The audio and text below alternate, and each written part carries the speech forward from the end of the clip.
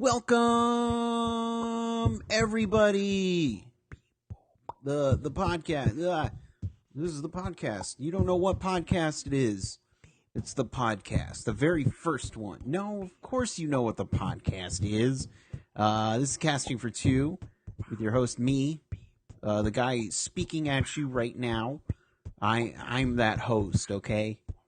Today, we got a good episode for you. Before I get into that, I just want to thank you guys for listening. As always, I'm so happy that even if you're a new guest or old, or new guest, old guest, listeners, it doesn't matter. As long as you're listening to this, I just want to thank you from the bottom of my heart. You guys are the reason why I continue doing this. If you would like to contact me, I'm on Twitter at castingfor2 or castingfor2@gmail.com. Drop me an email. I'd love to read some emails. So, but enough about me, okay? Let's make this about the guest, because that's what this show is about. Episode 63. And my guest today is Azie Tesfai. And she's on a great actress, very cool. I'm so happy to talk to her. She's on a show called Jane the Virgin, which is just taken off like hotcakes. I don't know why I said hotcakes. She actually has a charity out. It's called Fortune Cultured, and it's where she sells jewelry, and proceeds go to help people in need. And I just had a blast talking with her. But you know what? Let's actually get into this episode. How about... I'm starting to lose my voice. It's going. My voice is going. Chris, cue the music! Please.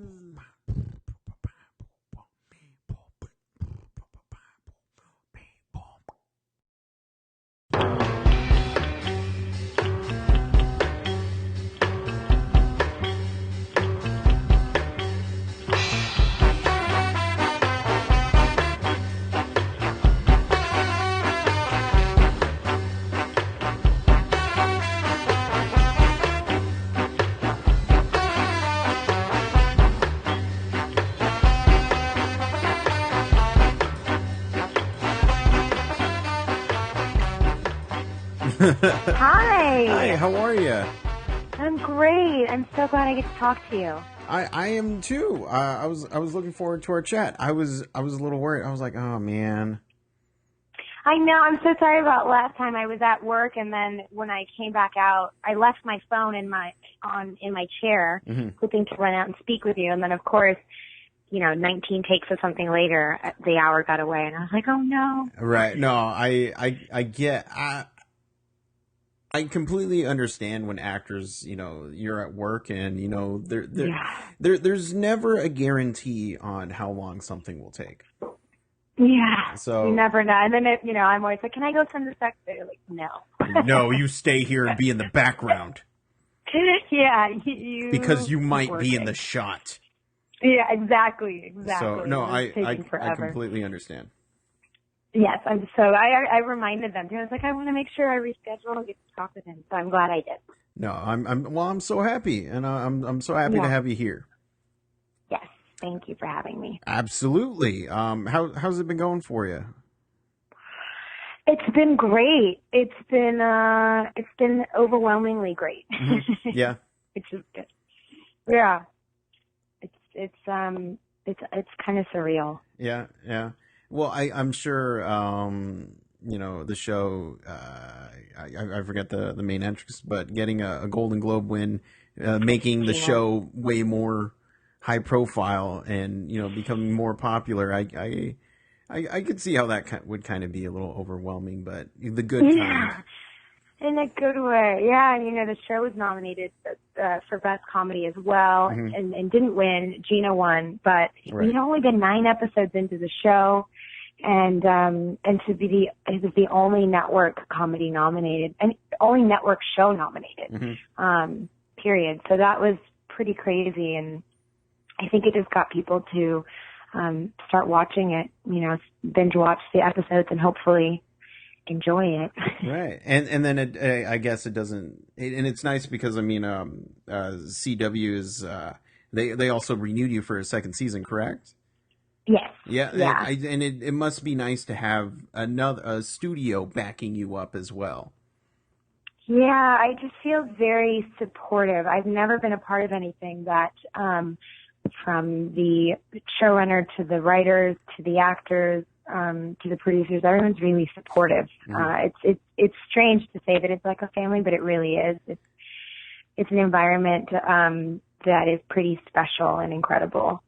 So yeah. There you go. So, well, first I'd like to know a bit more about you, since I have you on the show.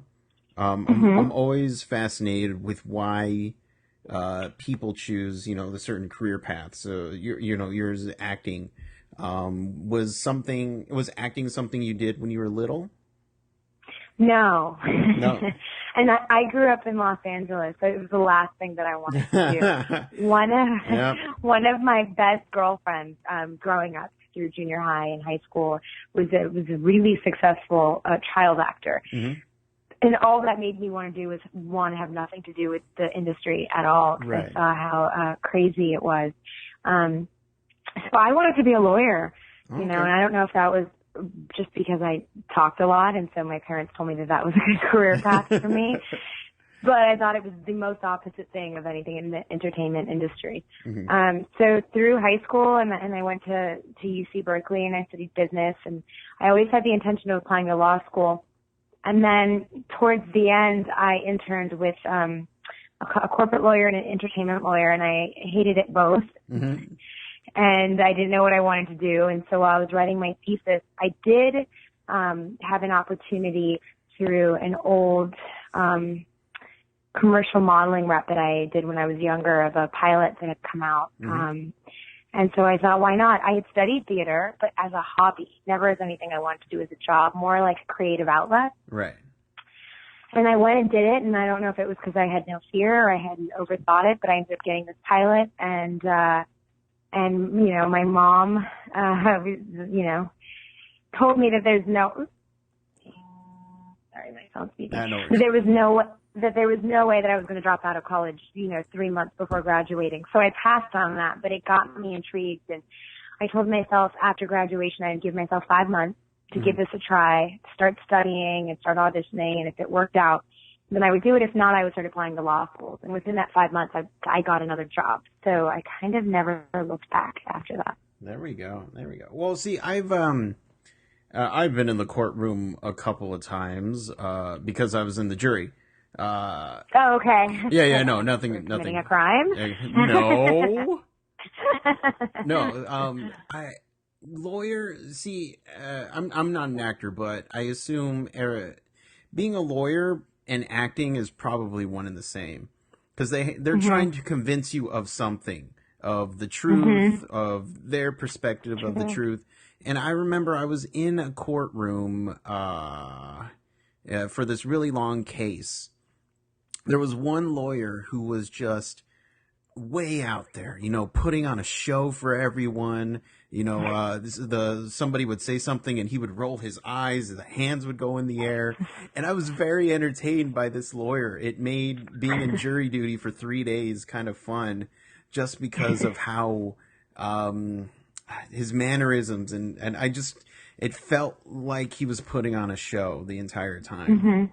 And so I do think it's interesting. Yeah, I think there are parallels. Exactly. Yeah. Like salesman and acting, the exact same. You're trying to pitch somebody to something, to believing into something. So to hear you wanted to be, a lawyer, and then acting came along. You could be a lawyer. Who knows? I could be on television. That'd be the ideal, right? Exactly. Minus all of this, scary stuff with criminals. But I was looking at more boring, corporate with contracts, or entertainment lawyers dealing with actors, which those actors are a nightmare. So I wouldn't want to have done either one of those, I think, now in hindsight. There you go. Well, I'm happy it worked out for it. What was the first project? Me too. It was called Wicked Games. It was when UPN had gone under and reemerged as My Network, which it still is, I think. And it was I did 30 episodes. I was there for a year of a show. It was straight to series with Tatum O'Neal. Mm-hmm. It was actually a really wonderful experience, and I got to live in San Diego, and I had my dog, and most of the actors besides Tatum were young and new. It was great. It really solidified me wanting to do this for the rest of my life. There we go. And I got to give you, or not give you props, but you worked on Rosencrantz and Guildenstern Are Undead. Mm-hmm. I'm happy to say Jordan Galland was my second guest ever. Oh, that's amazing. He's brilliant. Yeah, that was one of the first movies I did after Wicked Games. I was in New York for a little while, and just taking a break, and I met with Jordan, and I read the script and loved it. And we started pretty soon after that and shot through the winter. That was a really special movie, I thought. Yeah, no, and for sure, he's a great guy, and I love his music. Mm-hmm. I still listen to it. Yeah, that soundtrack was great, and he was a great director. Yeah. And I got to play a vampire, and I got to, kill Ralph Macchio. It was pretty cool. There we go. That's every girl's dream, to play a vampire and kill Ralph Macchio in a movie. And every boy's, yeah. And boys, yeah, sure. Depending on which dojo you were with, yeah, I could see. Yeah. Yeah. Oh, that's awesome. I love Jordan. Let's see what else. Okay, so you decided you wanted to be an actress. Do you now? I just have a question. Do you prefer actor or actress? I don't. It doesn't. Either one is fine with me. It's so funny. I always say that I'm the least actor or actress. I don't know anyone's name. Mm-hmm. I don't really know about anything outside of what I'm working on at the current moment. Mm-hmm. So all of the technicalities of that stuff, whatever. There you go. No, it's pretty laid back. Some people, or ladies that I talk to are very much like, I'm an actor. Okay, yes, you are. You absolutely are. And then some people are like, just call me an actress. I don't really care. I was like, yeah, I don't care. Whatever. All right. So you're a whatever actor in Hollywood which words come out of your mouth. Mm-hmm. And no, so do you have any bad audition stories? Yeah. I have a lot of them. I had one that was so bad that I went in and I went in for casting and I nailed it. And then they were like, can you come back in 2 hours for producers? I went back in. It's for a procedural television show. Mm-hmm. And I had gotten some bad news kind of over a family member was sick over the 2 hours, and I was kind of not in it. Went in and I just wrecked. I couldn't remember any of my lines, and I was leaving, and one of the producers said, I don't understand why people like that become actors. Oh. That was bad. And I just remember not even being able to look back and look the producer in the eye. I kept moving. Please tell me that show got canceled. I definitely crawled into bed. It did get canceled. Yay, yeah. justice. Yes, I don't feel so bad now. I remember thinking, I wanted to say, in hindsight, I could, turn on and say, I can hear you, and I think you should never discourage people in following their dreams. But in the moment, I just left and cried and went to sleep. But everyone has bad auditions. Every day there's some kind of crazy story. Even recently, coming back into auditioning after doing Jane for the last 7 months, I forget, how competitive everything is and nerve-wracking. Right. Yeah. There's more bad than good, I think. You get lucky once in a while when everything aligns and it goes well and the roles for you. Right. And, you do like 10 auditions and one of them might be good. I mean, I guess that one is totally worth it and makes you keep on going. So you just gotta... Yeah, and the trick is to just, shake it off every time, because that one could be the next one, and you don't want to carry residual resentment or insecurities from the last one, which I think is a life lesson for anybody. Every day you kind of shake off whatever happened the day before and try to be as positive as you can, because you don't know what's in store for you. Right. Yeah. No, I'm fascinated with the whole process of auditioning, so... It's just, I've only been to 2, and I just think they're fun, and I've struck out, so I have a perfect record of not getting projects. So Yeah, it's not natural, and it's nothing like working on set. So it's a different beast. Mm-hmm. No doubt. And so you're done with Jane right now, or is that still going? No, we're on episode 19. Okay. We start. I think 19 starts tomorrow. I start 19 on Friday. It's such a good episode. Yeah. And then there's a couple more weeks, and then that's it. Oh, okay. Which is crazy. But it's so good. What has been... Now, I don't want to talk spoilers or anything like that, because just go watch the show. No spoilers. I don't like spoilers. I hate them. I want to be surprised. But when you're I can't tell you any. Well, that's good, because I'm not going to press for them. Okay. If I were to ever talk to somebody from The Walking Dead, the last thing I want to know is who dies. It's like, no, right. let's talk about other stuff. Enjoy it. Mm-hmm. Exactly. But what do you like to do when you have some downtime on set? While I'm on set? Yeah. Well, there's a couple things. If I have like a long chunk of time, I'll bring my laptop and I'll watch other shows. Mm-hmm.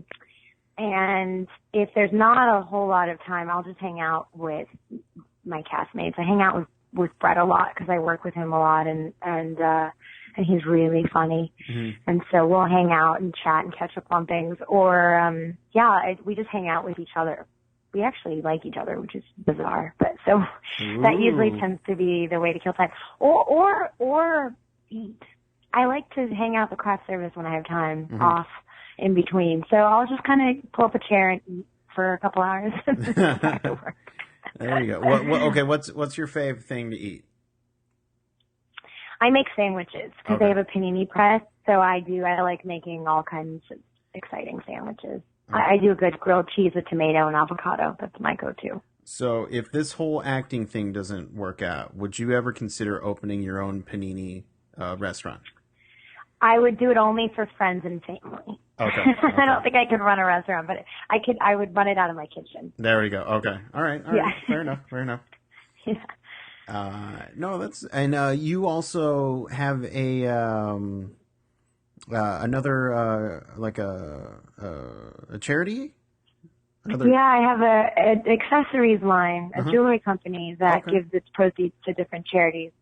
And I started that a couple of years ago. I was really burnt out with acting, and I took a year off. And I'm Eritrean, and my mom's family is based in Ethiopia. My mom was raised in Ethiopia, and I was the only member of my family to be born in this country. So I think I always knew I wanted to do charity. I just didn't really know how or when.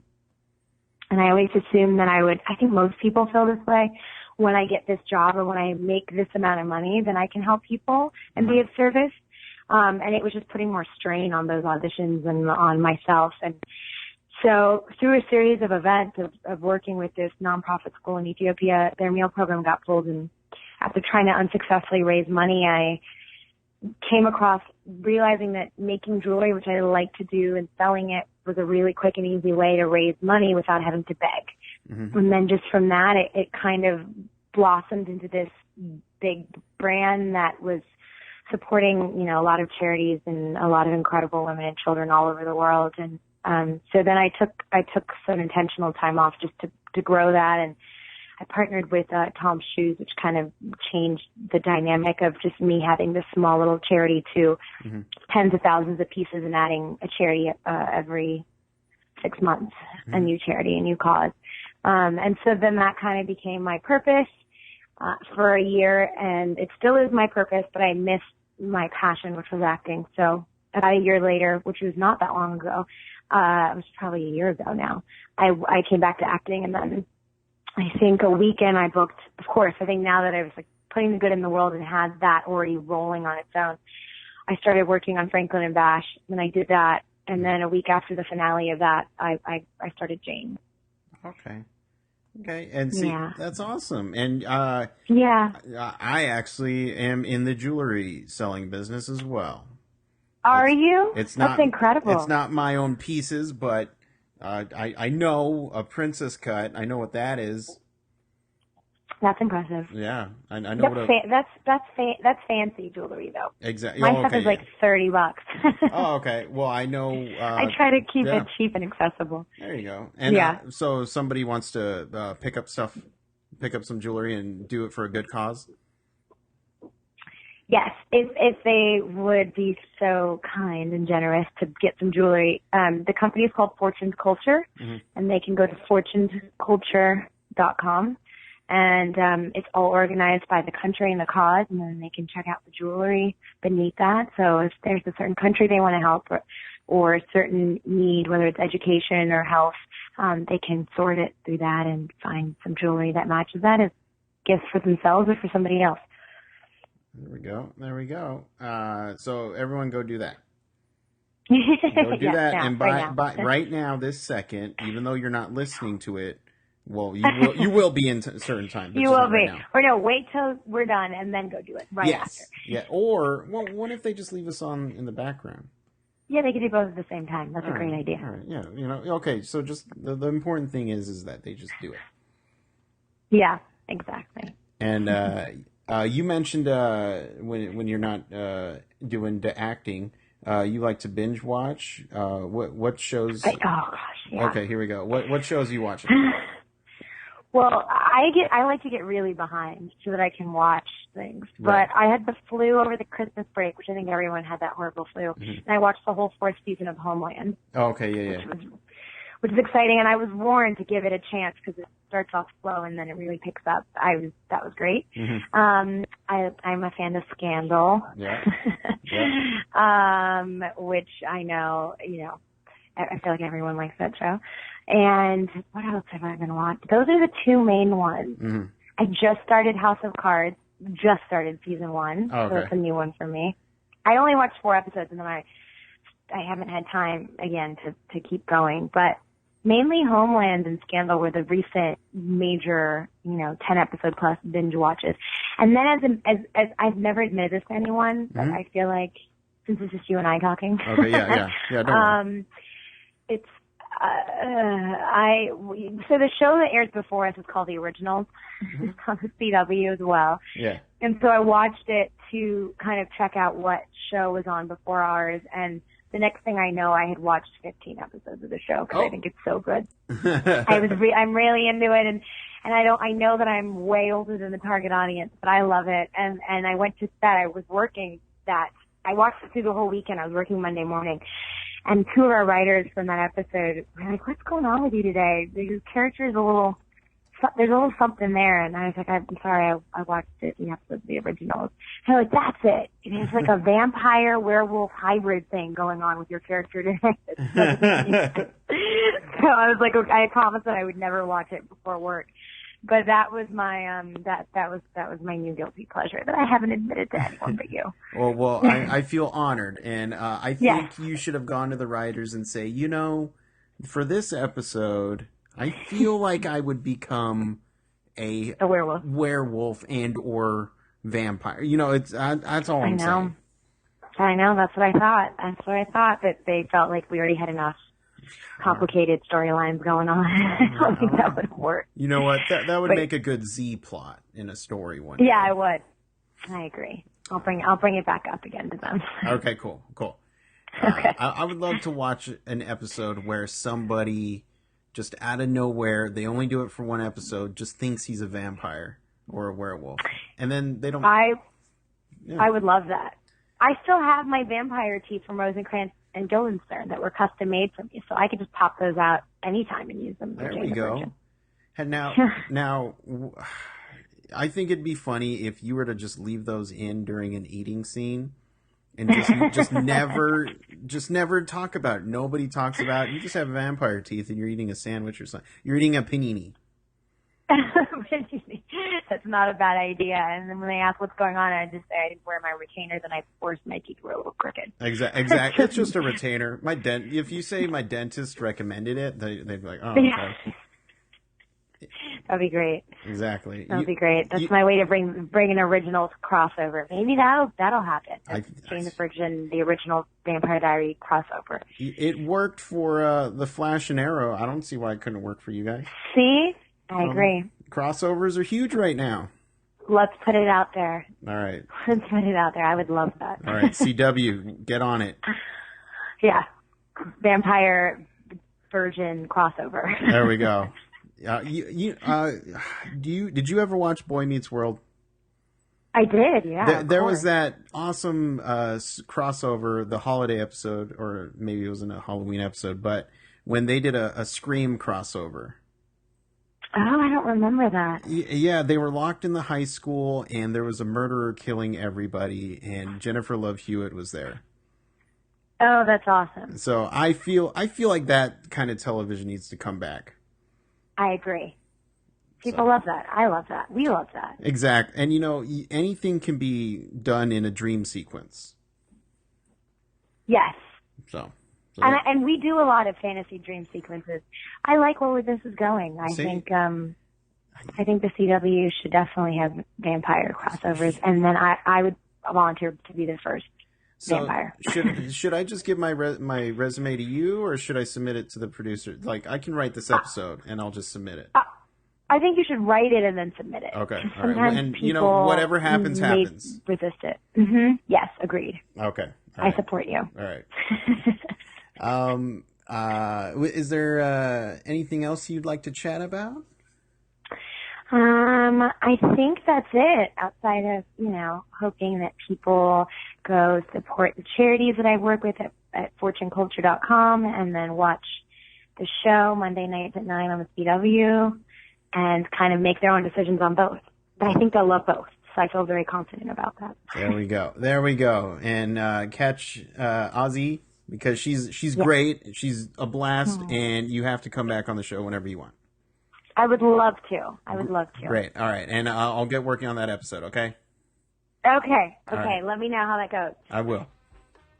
Thank you for having me. Thank you. You have a wonderful day, okay? You too. All right. Bye. Bye-bye.